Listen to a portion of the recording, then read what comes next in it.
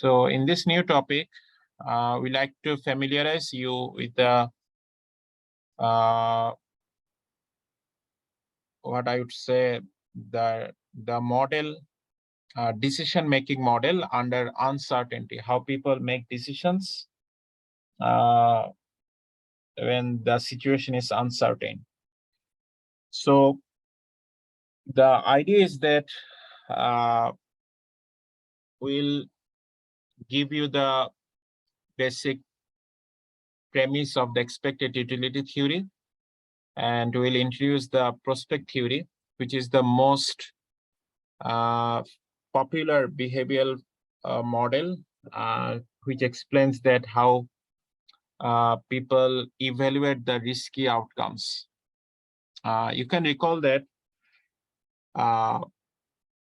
we shared asset pricing model with you, this asset pricing model in the earlier class.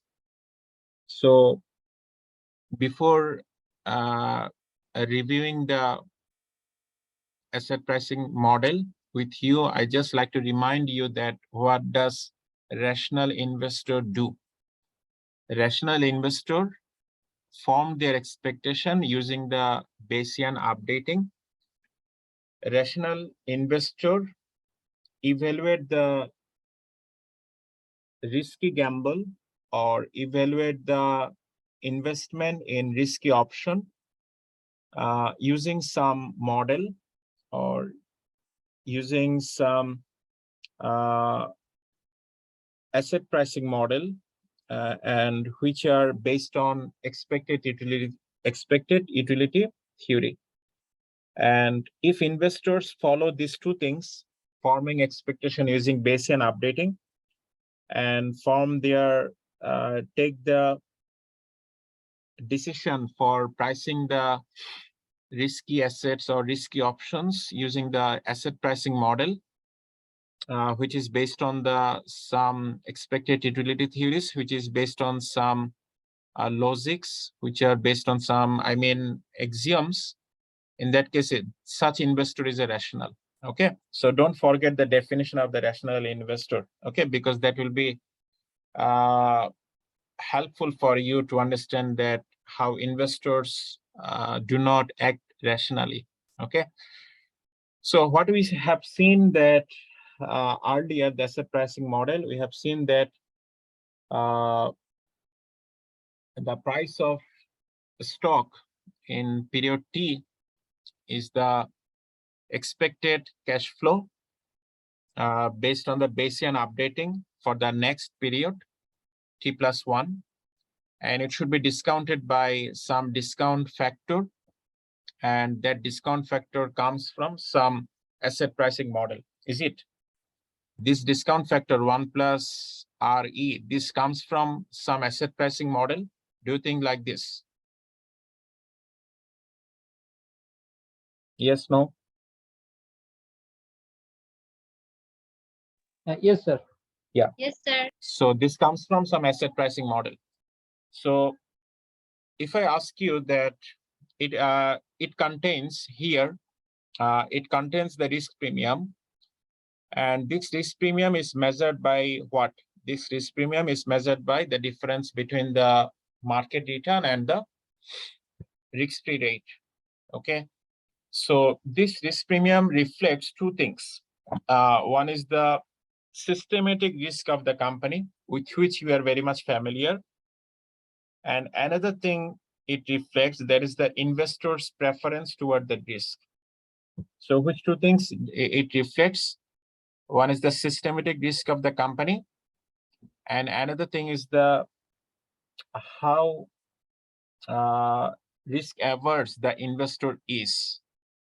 So these two factors are incorporated in the risk premium. Okay, so what I already have seen in the recap, that a rational investor always take the discount rate from some asset pricing model, and those asset pricing model are based on what? Can you recall? Those asset pricing model are based on? Sir, expected utility theory.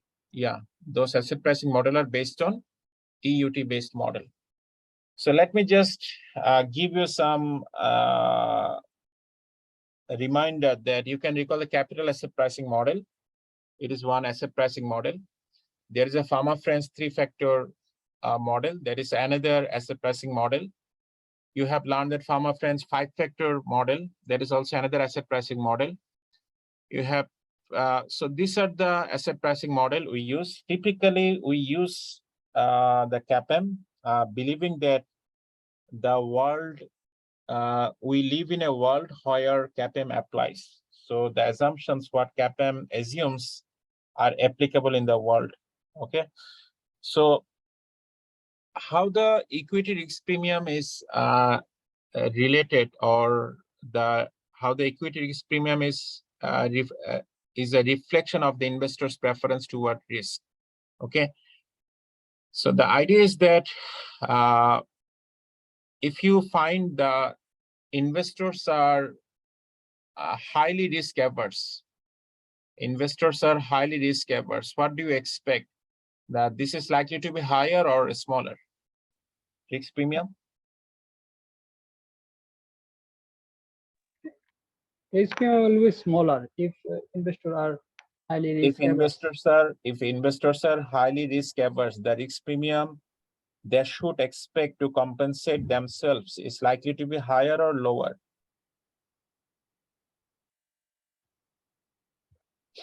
So if risk rises, there will be more premium to compensate the right. Yes. Okay, so how it affects price? So when investors are highly risk averse and they will charge a higher risk premium, and when you charge a higher risk premium, you will discount the expected cash flows by a higher rate. And do you think that should depress the price? Yes, That sir. should depress the price. That will right? depress the price. Yeah. So if that depresses price and you make investment at a depressed price, is it likely that you will be able to make a higher return? Yes, sir. There is a probability to make a return. Right. Okay. So in this way it works. Okay. So let's proceed. And we have already seen that beta, which is the risk index from the capital asset pricing model, we have seen that beta reflects the systematic risk, and if beta is higher, investors should be compensated for a investors should be compensated with a higher percentage, and if beta is lower, investors should be compensated with a lower percentage. Is it true? Yes, sir. It is true. Right. Okay. So let's discuss on the expected utility model. Expected utility theory for this class, and we'll use the foundation of today's class to discuss the prospect theory in the next class. Okay. So first of all, don't forget that we are trying to develop a model based on which investors make their decisions under the risk. Okay. So you see some notations. So let me familiarize you with the notations so that we can proceed. Okay. So let's call the G a gamble. G is for what? G is for a gamble. Okay. And you see that we are saying that there is a likelihood that X1 outcome is possible with the likelihood of P1, I mean the probability of P1. And X2 outcome is possible with the probability of P2. Similarly, if we continue, Xn outcome is possible with probability Pn. So each of the X numbers are indicating what? Some monetary payoff. and each of the P's indicate what? The expected probability associated with each of the monetary payoff indicated by X. Okay, so all I mean summation of P1, P2 to the to Pn should be equal to 1. If you understand the probability, what do you think? Yes, sir. Summation. Yes, sir. Probability Okay. summation of the probabilities will be 1. Yes, sir. Okay. 100%. So why we are saying that? Why we should say that it is a risky gamble? Why should we say?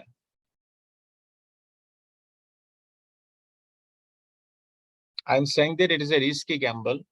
Because Now the sir, question is, cash flows are not certain. yeah.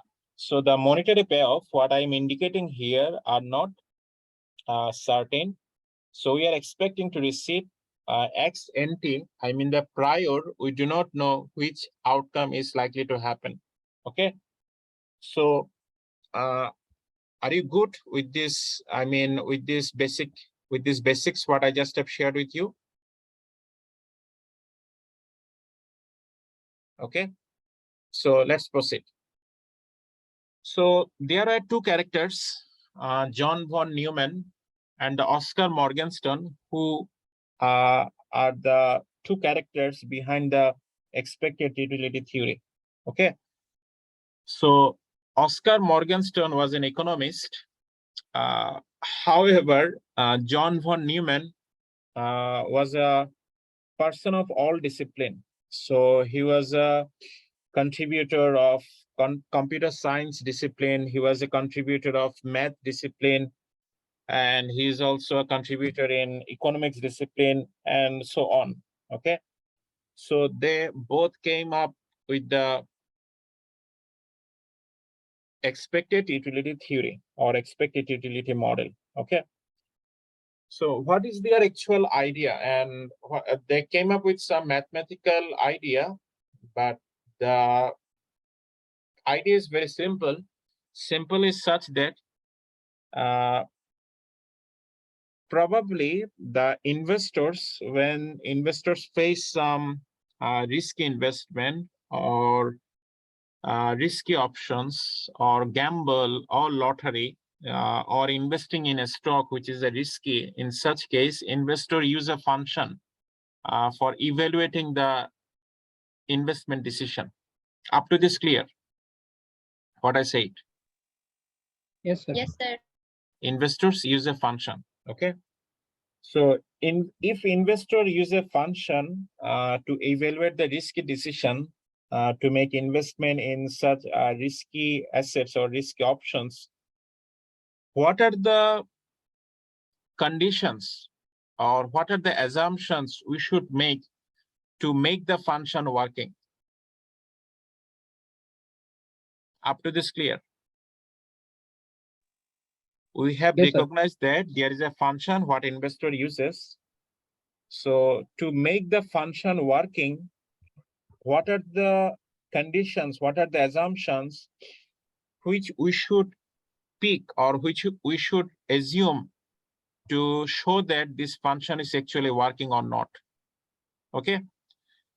So they came up with some axiom, and which are very logical axiom and based on strong logics, and it cannot be I mean they are saying some logical things. So when they're saying logical things, obviously they people should follow, a rational person should follow. Okay, so let's assume some other more things. So I will show you what are the axioms they believe that this should exist to make the function working. Okay, so actually that function is the expected utility function. Okay, you see a function here where I'm hovering my cursor. You see a function here, expected utility Yes, of sir. wealth. It is actually Yes, what? sir. Utility of wealth, as it is expected. Well, we don't know actually current, because this utility will come from some risky outcome. as you said that the option I showed in the previous slide is a risky gamble. So that's why it is an expected utility. So utility is not a certain. So there is an uncertainty. That's why it is an expected utility of wealth. Okay. So they assume that this function, what people use to evaluate their risk investment, they use this kind of function to rank the gamble, rank the outcome, or rank the investment options. It is possible to rank. Okay. So if I give you, say, two gamble, one gamble is P, another gamble is Q, it is possible to calculate the expected utility of wealth by playing the gamble P. And it is also possible to calculate the expected utility of wealth for playing the gamble Q. So they assume that it is possible that investors can rank. So investors can say that P is preferred over Q, or Q is preferred over P, or P is not different from Q. So they can actually rank the lotteries. So how can they rank? So they can rank in this way. So as I said, there are two lotteries, P and Q. So they should say that P and if the P is greater than equal Q, here we try to understand the greater than sign first. So when P is greater than Q, it means that lottery P is strongly preferred over the Q. And when there is a equal sign beneath the greater than sign, it means that the preference is weak preference. The preference is not a strong preference. So either I might prefer P over Q, or I might be indifferent between P and Q. Okay. So when you are saying that I prefer P over Q, it actually means that probably the expected utility coming from P to U is greater than the expected utility coming from Q. Have you got it? What I just have mentioned? Yes, sir. Say, for example, you have a two option. Okay. After taking the masters, so you want to get a career in the investment banking. Another one, you want to get a career, say, in a government sector job. Okay. So you are saying that you prefer the investment banking profession over the government service. Okay. So it actually means what? It actually means that expected utility you are receiving from investment banking job is greater than the expected utility you are receiving from the government service. Are you okay with this up to this point? Yes, sir. Yes, sir. Okay. So let's proceed. We have learned the basic, and yeah. So as I was saying that there are some axioms that these two great people assumed to develop the expected utility theory model. Don't forget the year 1953. So it's around how many years back? 70 years from today? Around? Yes, sir. Almost 70. About 70 years back. Okay, they provided this expected utility theory on which we are right now working.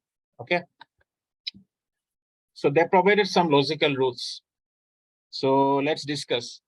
So if you have two lotteries, P and Q, you should say that, or it is possible for you to rank them. You should say either you prefer strongly, you strongly prefer the P over Q, or you strongly prefer the Q over P, or you weakly prefer P over Q, or you weakly prefer Q over P. So if you can do this, your choices are complete. As I was saying, that you prefer the investment banking service over the government service, or you prefer the government service over the investment banking service. So in this way, your ranking, it should be possible for you that you can actually share that which one you prefer. Okay, if you say I do not know whether I should prefer the investment banking or the government service, in that case you are not such a person, which person was assumed by the Neumann and Morgenstern. Have you got it what I mean? Yes, sir. If you are such a person who is saying that I don't know whether I should prefer the investment banking or government service, in that case you are not a person based on which we are discussing the model. Okay, we are discussing the model based on the persons who can rank the options which are provided to them, and they can clearly share that how they are preferring one over another. Okay, in that case their preferences are complete. Am I clear up to this? Any question? Sir. Okay, so sometimes you see that people say that I do not know whether I should be or I should prefer the government service or I should prefer the investment banking. I don't know. Probably I'm preferring both. Does it happen with us? What do you think? Yes, sometimes it happens with us. It happens with us. In that case, I'm not a ideal person in the experiment of the Neumann and Morgenstern. Is it clear? Yes, sir. Okay. So if I can rank the options which are given to me, which conditions I have met, the completeness conditions I have met. Am I clear? Okay. Now, your preferences should be complete if you can rank them. Okay. You see that I'm spending time here because if you do not understand the conditions, the logics here, you will later make laugh on it. Okay. The situation is that often we discuss the things in the class without having enough time or without giving enough examples, so that people cannot relate. People cannot relate what are happening here and how it is actually related to our life. Okay, that's why people actually do not like the discussion made on the utility. Okay, actually people, it's not like that the utility is a vague concept. Actually, utility is a very foundational concept based on which all asset pricing models have been developed, but it is not discussed in such a way that how people can relate it with their daily life or their daily preferences. That's why we find most of the cases the utility stuff boring. Okay, so I believe that before getting bored, you will ask me the question that I'm not getting it anyway. Clear? Okay. Transitivity.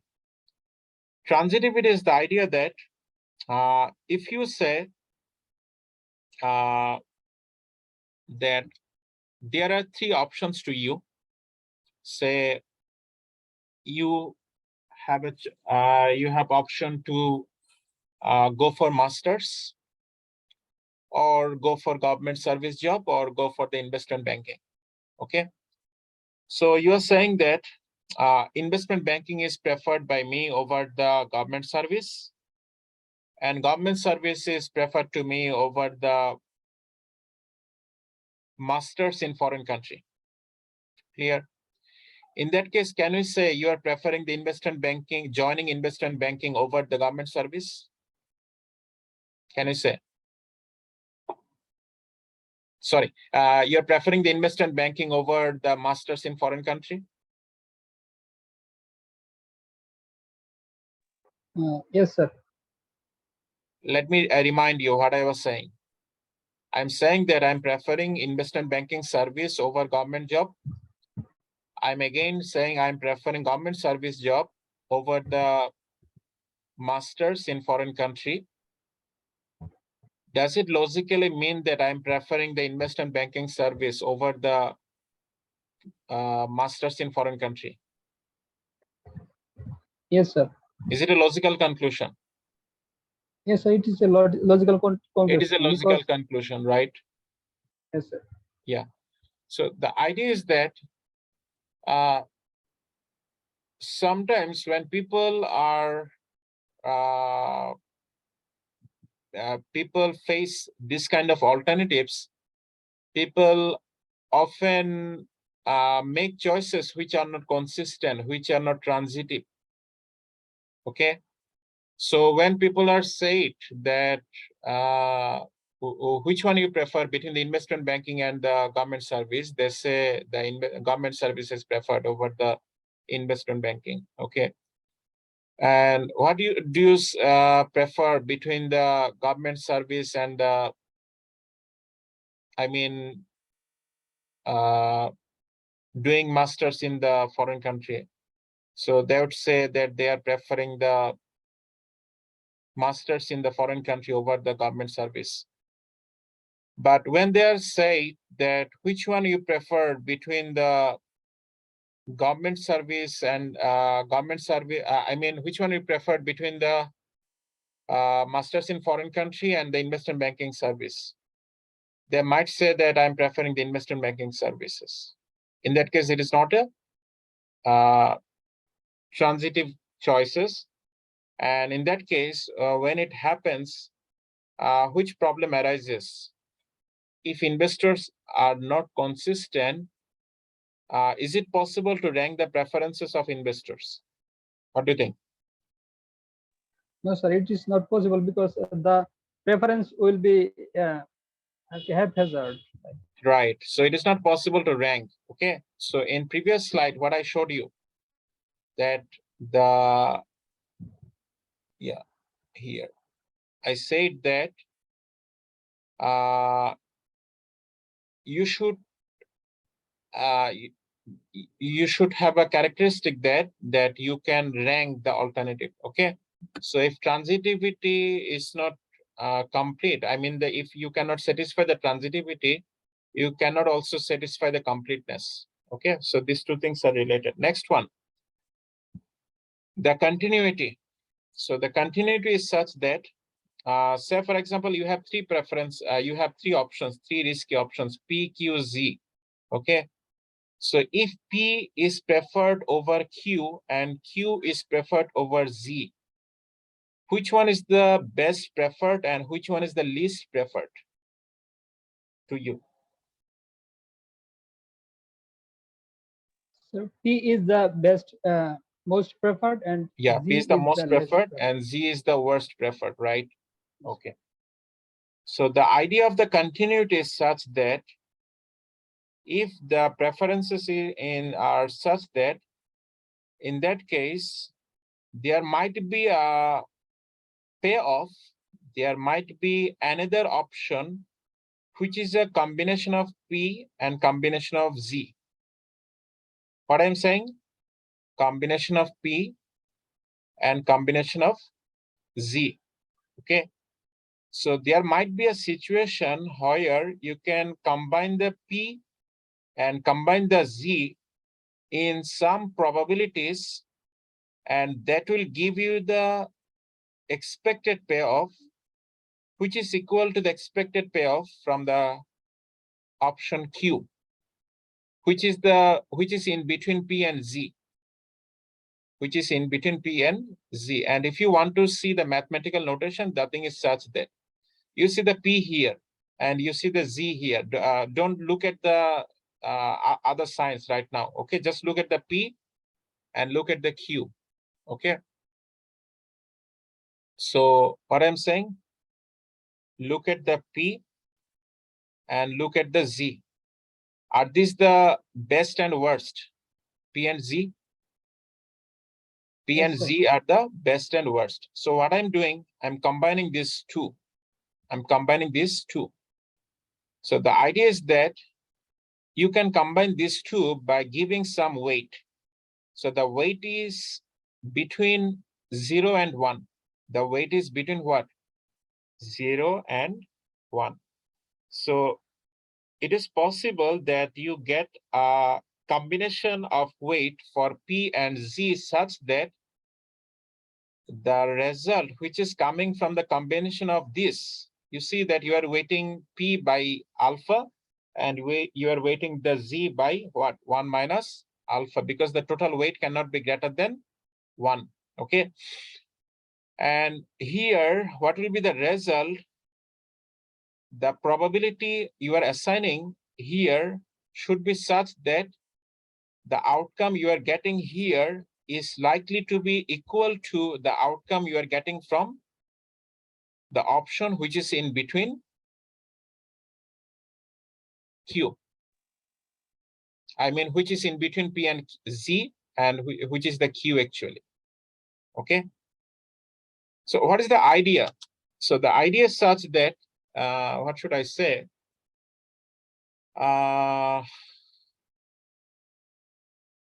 It might be, I don't know whether it will be logical. Say for example, biryani is your most preferred option, right? And plain rice is your second option. And say for example, some very boiled rice is your or a least option, I mean the worst option. Okay. So the idea is such that it is possible that if you combine the biryani and the last one, which is I'm saying the boiled rice, you will get the same utility which you are getting from the option plain rice, which is in between two. Okay, but what you are doing to equalize this best and worst to the mid one, you are assigning probability. So your probability assignment should be such that they will give you the same, by after combination, that will give you the same level of happiness, like the happiness you would get if you would rather pick the plain rice. Is it possible? What do you think? Yes, sir. It is possible. Okay, so the final one, the independence. So the independence idea is very interesting. The idea is such that, say for example, you are saying that I prefer biryani over tehari. Okay, so you, if I give you this sign, what would you say in mathematical language? You weakly prefer the biryani over tehari, or you strongly prefer the biryani over tehari? So strongly prefer biryani over tehari. You strongly prefer the biryani over tehari. Okay. The idea is that, say for example, I'm giving you the option that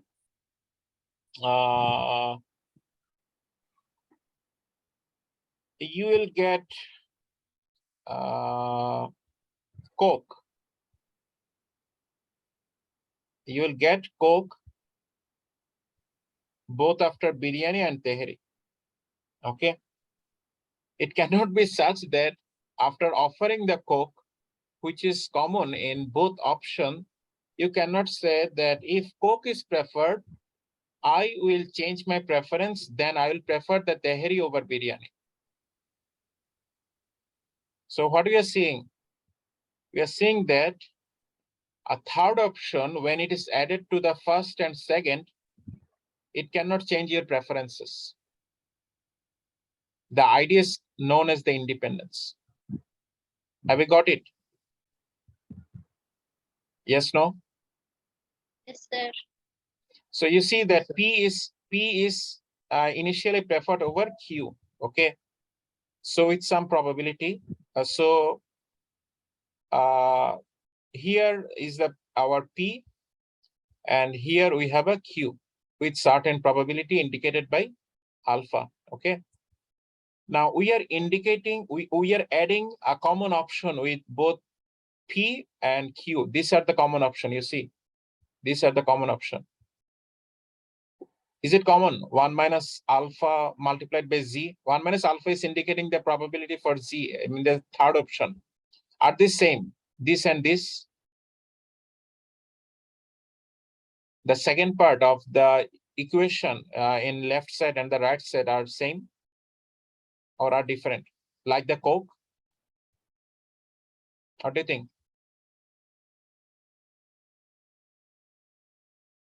Yes, no? Yes, sir, they are the same. They are the same. So can you change your preferences? Can We you should change your not change our preferences? preference. Yeah. Sir, we should not change our preference. Okay. Because Do you think that people unethical. change their preferences? Yes, sir. People change their preference in this Can you give me an example other than this kind of foods or the risk investment? Can you give me example from any part of the life?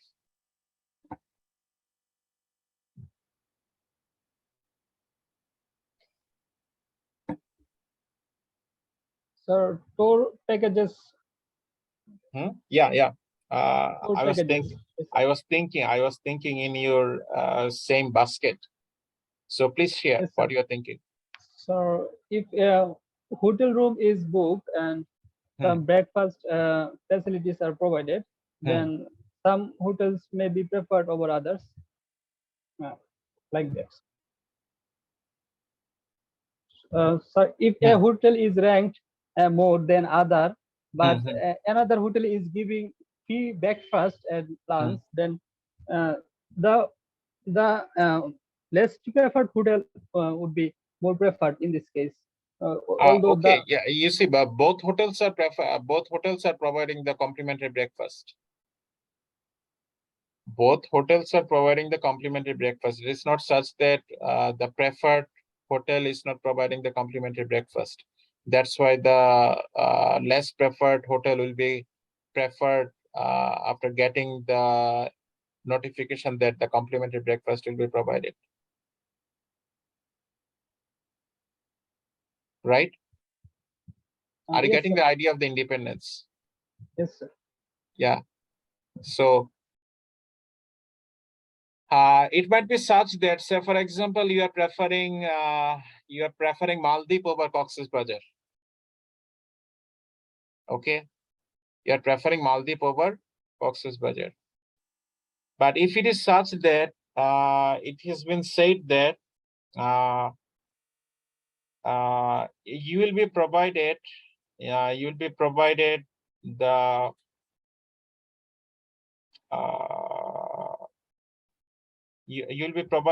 free accommodation facilities. You'll be provided the free accommodation facilities. So it cannot be such that after getting the option of free accommodation, you are now saying that Cox's Bazar is preferred over the Maldives. Okay, so you cannot change the option after getting the common thing into two existing option. Okay, are you happy with this? Are this logical? What we just have discussed? What do you think? Are this logical? What the axioms they assumed, are they logical? Yes, sir. They What are do you think? logical. Yes, They are sir. logical. They are strongly logical. So if they are strongly logical, what does it mean? A rational person should obey this. What do you think? A rational person should obey this? Yes, sir. Rational person should obey this. A rational person should obey this. Okay. Now the idea is that these axioms have been experimented 1,000 times among the people. These axioms, whether people obey these axioms when they evaluate their risky options, whether people obey these axioms, it has been experimented 1,000 times. But often it has been found that people do not obey these axioms. People often take the decision for investment in risky outcomes or evaluate the risky outcomes in such a way that clearly violates this axiom. And when there is a proof that this violation, this axiom has been violated, and then researcher came up with a new paper, new idea that what behavior of the investor causes to violate this logical axiom, and that has given the birth of a new and increasing number of theories over time. Okay, so these are the foundations. Okay, now let's see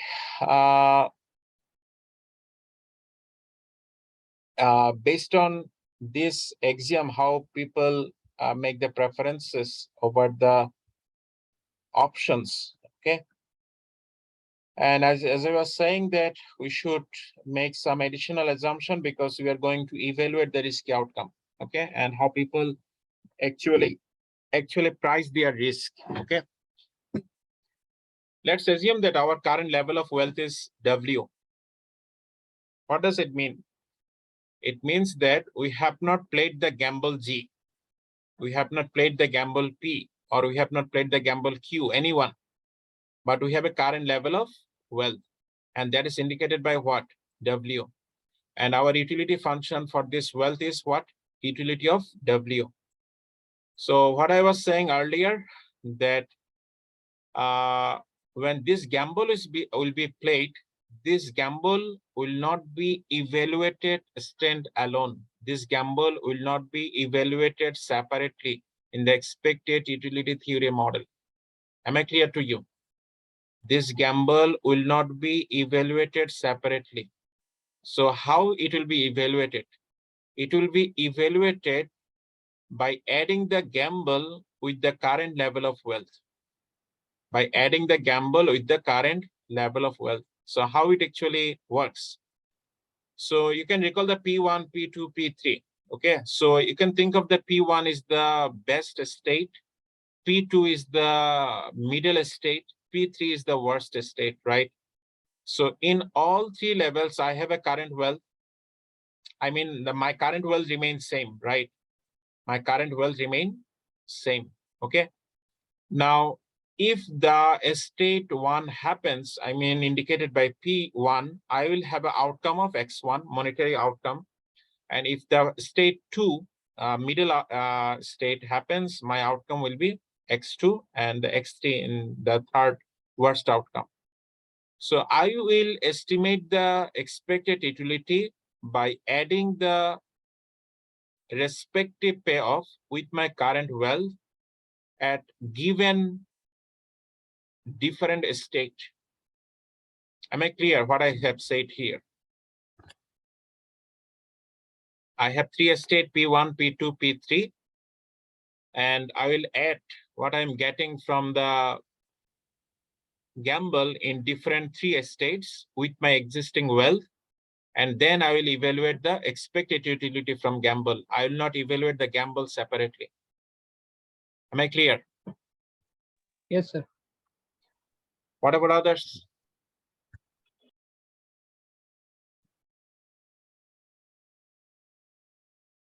If you don't get, you should have stopped me here. Okay. So the idea is simple. I will not evaluate the gamble separately. I will evaluate each of the gamble by considering it, by adding it with my current level of wealth. Okay. And the G can be P, it can be Q, it can be R, anything. Okay. I might have multiple gamble. Okay. So what we are doing? We are thinking, don't forget the purpose of this topic. Making decision under uncertainties. Okay, you will have a number of risky options. You have to decide which option you'll be taking. Okay, and you have to expected utility theory is saying that you should choose the gamble which will give you the higher utility value. in terms of what? Higher utility value in terms of the expected utility from the gamble. Okay. And the price of the gamble will be determined based on how much price the investor is wanting to pay to get the right to play the gamble. Okay. So I have given you the offer. The gamble is like this. You have some current wealth W. And when I have given you the offer of this gamble, different investors are saying different prices, that if I will pay this price for playing this gamble, I will pay this price for playing this gamble. And there will be an equilibrium price among the prices bid by the investors. And that price will determine what? The price of the gamble. Am I clear? Because all different investors will evaluate the same gamble differently. Is it true?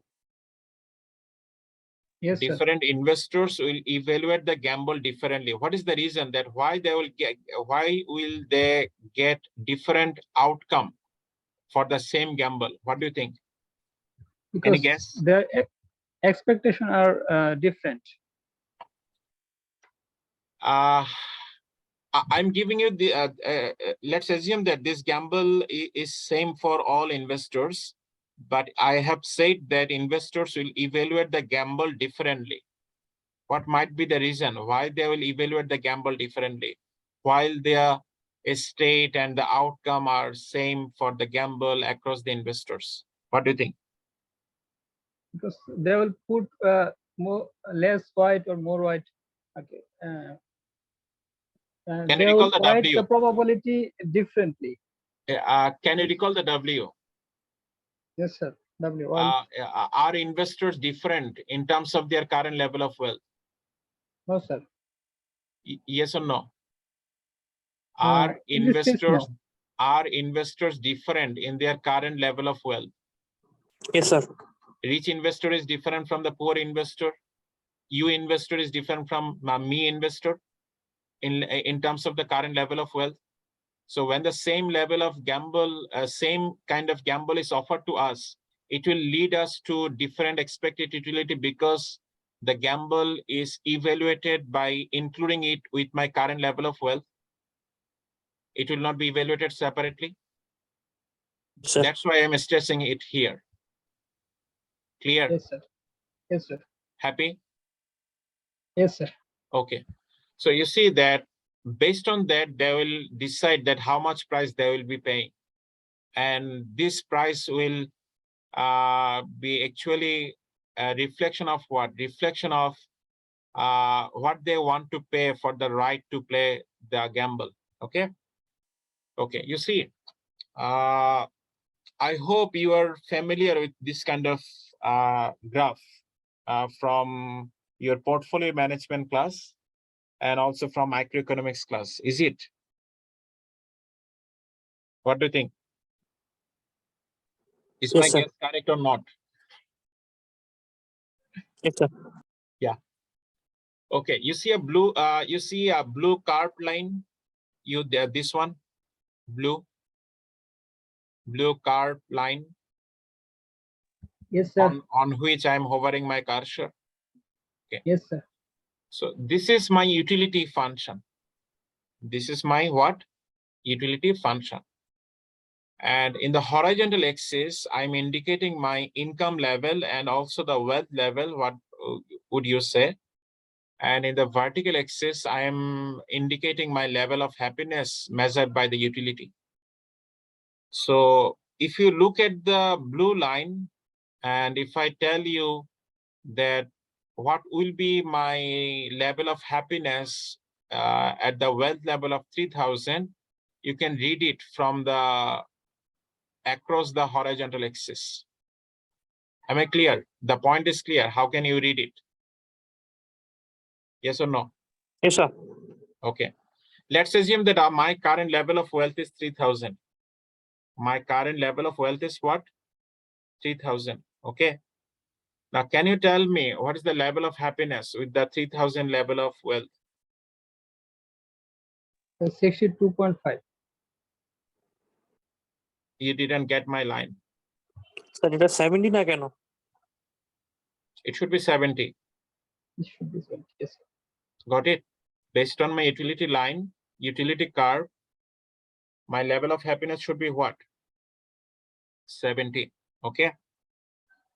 Now, before going to the deep, I'm giving you some warning in such that you should not hang up with the numbers.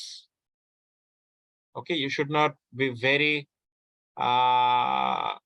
curious to look at the numbers. Rather, you should be very curious to know the idea. Okay, what is the reason? These numbers will be different from one investor to another investor. As I said, because the utility functions are different. Utility function, if the world has 700 crore people, there are 700 crore utility functions. So if you just look at the numbers, you might not get the you cannot conclude what is happening to different people. However, if the idea is clear to you, you can easily recognize that why the people is acting in such a way. Okay.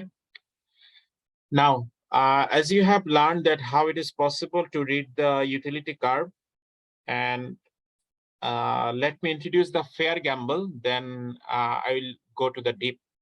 Okay. Fair gamble is such that where the available outcomes are equally likely.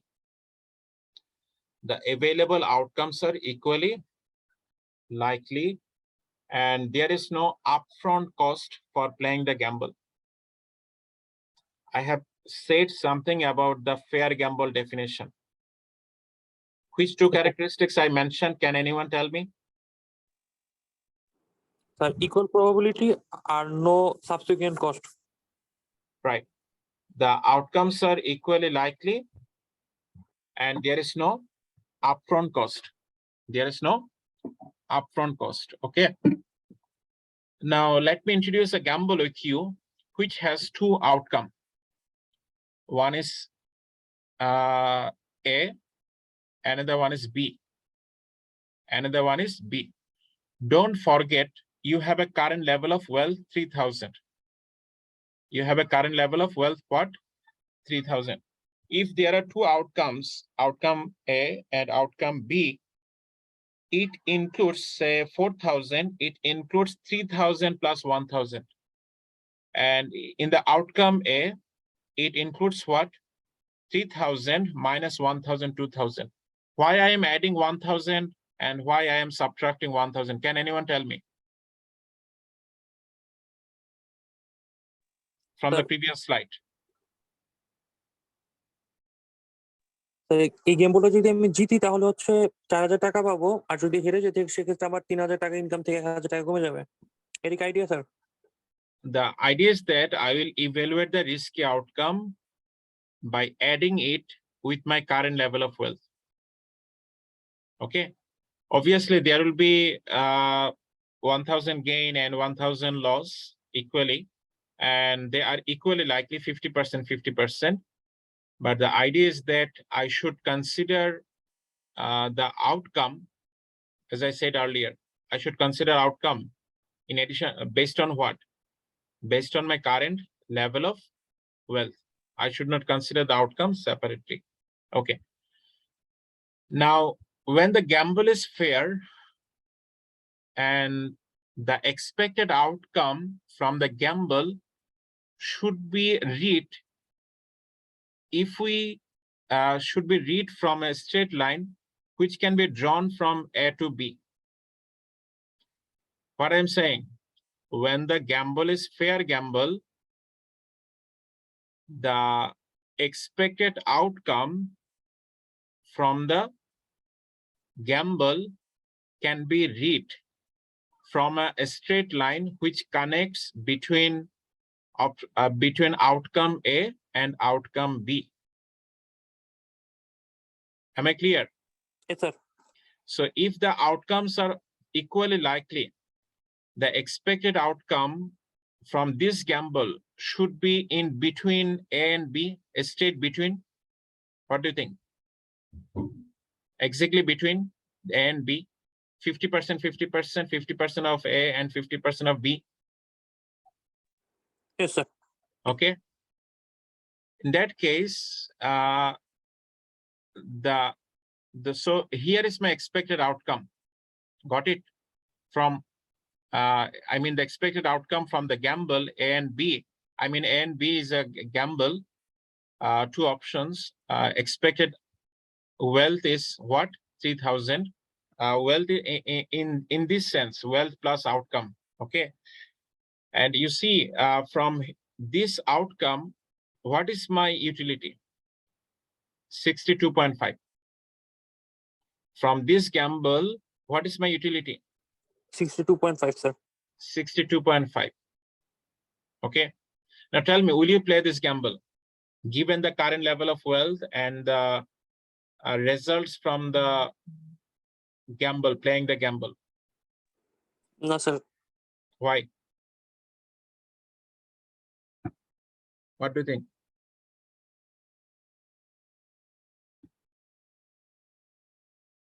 Why will not play the gamble? তা আমার utility কমে যাচ্ছে যে average করলে তো 62.5 আসতেছে sir. So it's better not to play the gamble, right? It's better not to play the gamble. Okay. Up to this clear? Now you see that let's think of another gamble which is more riskier. How it is more riskier? That another gamble has a two outcome. One is G, another is H. First of all, it is more riskier because it is more spread compared to A and B. Is it true? Yes, sir. It is more spread out, G and H. Okay. And now, as it is more riskier, again, it is also again a fair gamble.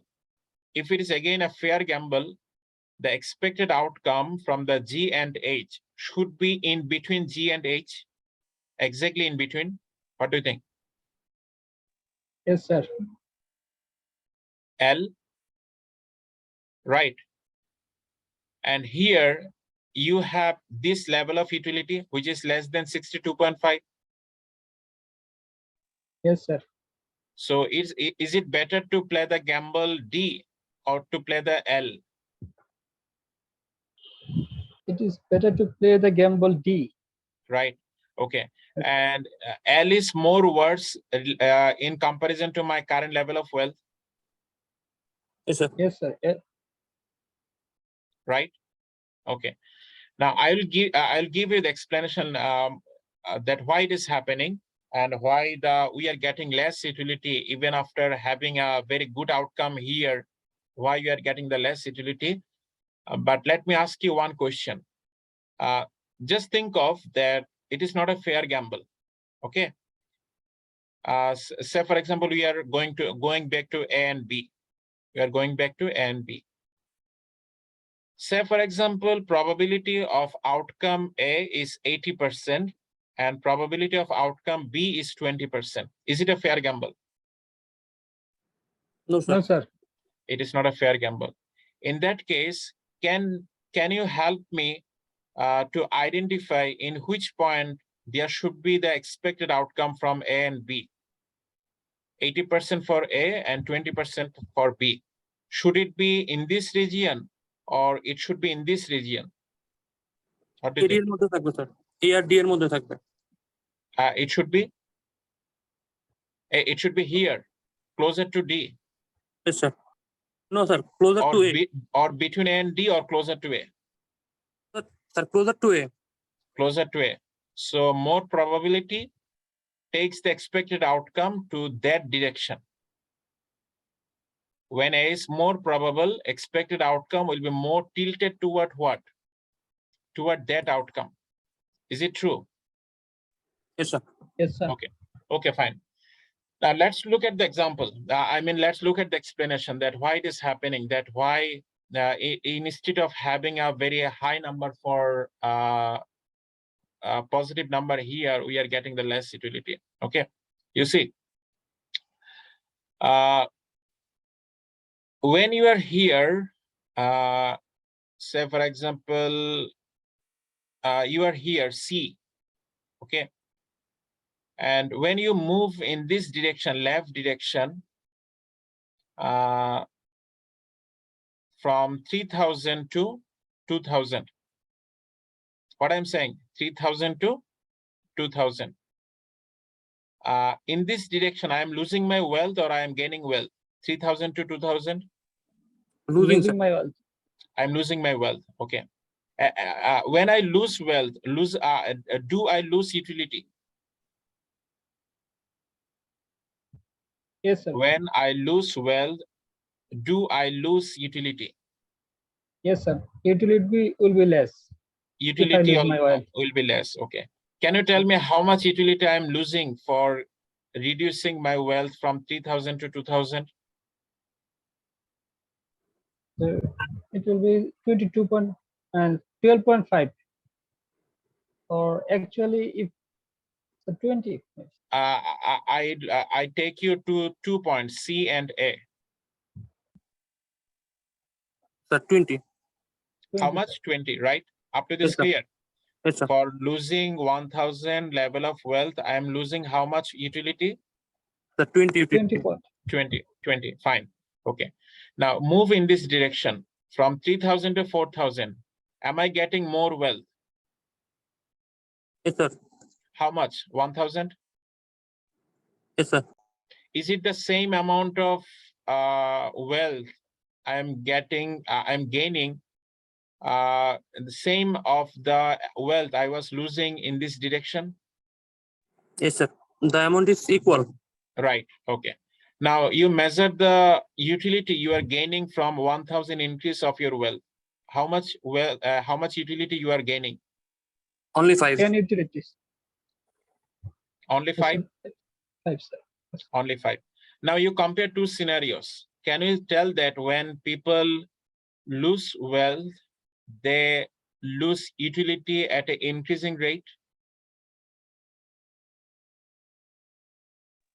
Sir, I think bad things hurts more than good thing happens to us. We Right. remember bad things more. So when we lost our wealth, we feel it more strongly. However, when we gain wealth, we feel it less strongly. Does it happen? Yes, sir. মানে এটা ধরে নেওয়া হয় যে sir যে আমি যদি জিতি এটা আমার জন্য মানে কাইন্ড অফ ইনটিউশনটা ভালো ছিল আমার জন্য আমি জিতছি। It is not like that. It has been assumed arbitrary. It has been assumed arbitrarily. It actually happens with people. Yes, sir. Right. When I give you the money of 1000, you get happier, right? When I take out 1000 from you, you feel unhappier.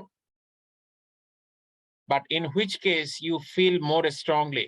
When you lose 1000 or when you gain 1000? Lose 1000. When you lose 1000, but the same amount, but you feel it more strongly? Does it happen? Yes, sir. So evidence from thousands of experiment strongly indicate, you see here strongly indicate that people's utility is increasing in a wealth, you see, in this direction, but at a decreasing rate. So in which case this will be more felt in case of AB or in case of GH? What do you think? GH. In case of GH, it will be felt more, right? So if it is felt more, what do you think? In the gamble A and B and gamble G and H, in which case investors will pay less price? for playing the gamble AB or for playing the gamble GH? What do you think? Yes. Investors are playing? Investor will play less in case of GH because Investors will play less play for less. gamble GH, Yes, right? yes, sir. Okay. Now you see, you're saying investors are placing less for which one? GH. Can you now relate that you are expecting more risk premium? You are assuming that you are being exposed to more risk for playing the gamble GH. That's why you have depressed the cash flows, high cash flows coming from the GH. That's why you're paying less price for the GH. Yes, sir. Yes, What sir. do you think? Yes, sir. Yes, sir. You see, the expected cash flows are coming from the gamble, but you are evaluating the gamble based on what? Based on the riskiness of the gamble. That is reflected higher. That is reflected on your risk premium. And when your risk premium is high for the gamble G and H, you are paying less price for the gamble G and H. So you are pricing the gamble based on your risk aversion attitude. Yes, sir. And you are, as you are more risk averse toward more risky outcome, you are paying less price. Does it happen? Yes, Always. sir. Can you now relate the utility with the asset pricing? Yes, sir. Yes, sir. Happy? Yes, sir. Okay. So what we have learned? We have learned that expected utility theory says that people should integrate the gamble with the current level of wealth, so they measure what is happening to their overall level of wealth, and they will choose that gamble which maximizes their total expected utility coming from their overall wealth. Okay, and to use this to claim that people use the expected utility theory and to claim that this is a rational model, we should confirm that the individual, the representative person is obeying the axioms which are behind the EUT model. Okay, and EUT model, what it assumes the conditions that people should behave in which way? Can you recall this? People should behave in this way, right? And this kind of model is known as the normative model. So economics has two models. One is normative model, another one is a positive model, which is also known as the normative approach, positive approach. It indicates that normative approach or normative model says how people should behave.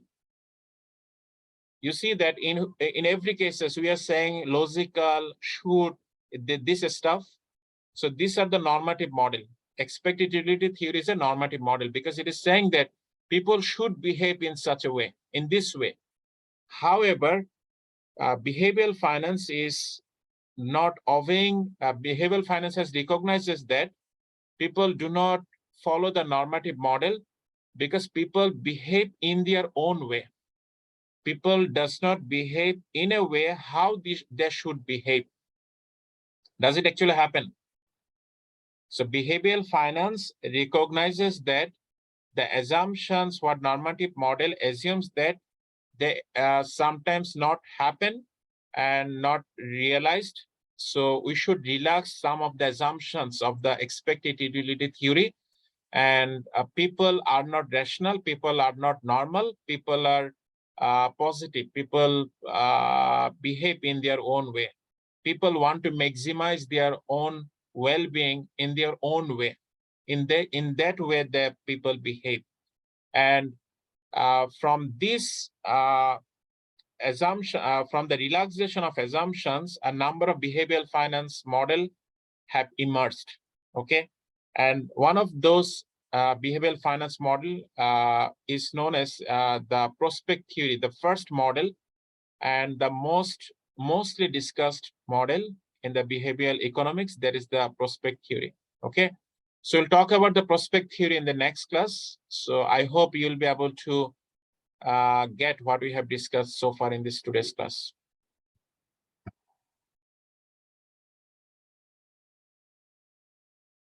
Any questions so far? No, sir. Any question, any confusion?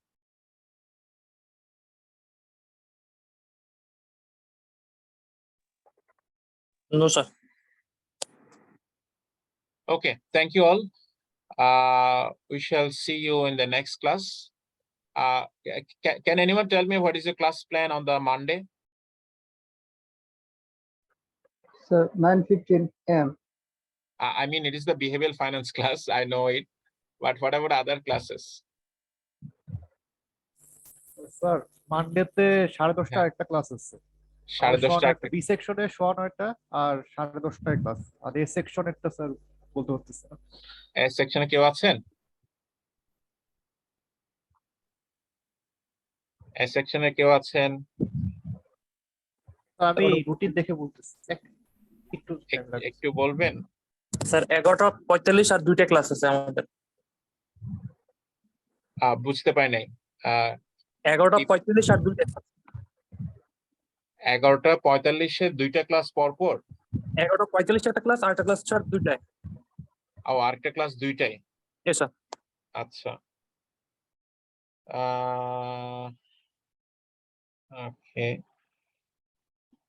আমি একটু করে আপনার class স্কেডিউলটা দেখি, একটু করে একটু change করতে হবে জাস্ট ফর মানডে।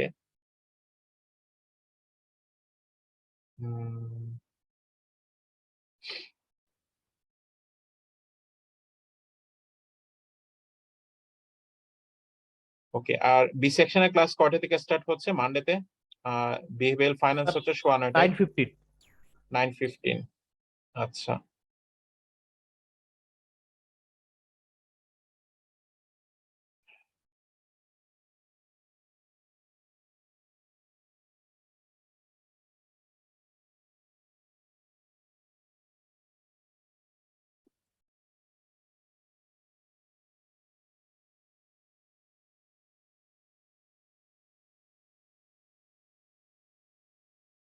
আপনাদের বি সেকশনে 3:15টায় কি ক্লাস আছে মানডেতে?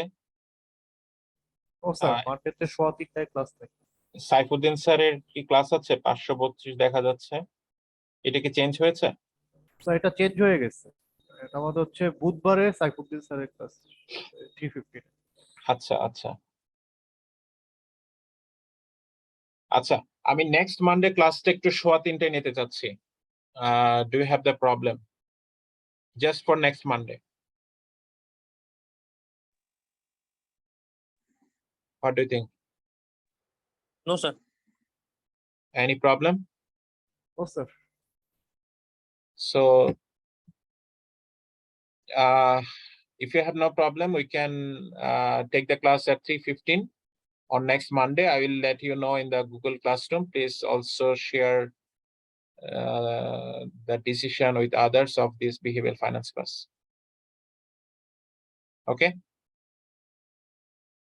So, আমি আজকে lecture 3, I mean the topic 3 materials গুলো আপলোড করে দেব ক্লাসরুমে। সো আমরা মানডেতে 3:15-এ মিট করছি। আর ক্লাসরুম হচ্ছে আপনার, আমি একটু কনফার্ম করে দিই, ক্লাসরুম 408-এই থাকবে। ওকে, ঠিক আছে? Yes, sir. Yes, sir. Okay, so thank you all for joining. So have a good night. Thank you, sir. Assalamu alaikum. Thank you. আসসালামু আলাইকুম স্যার।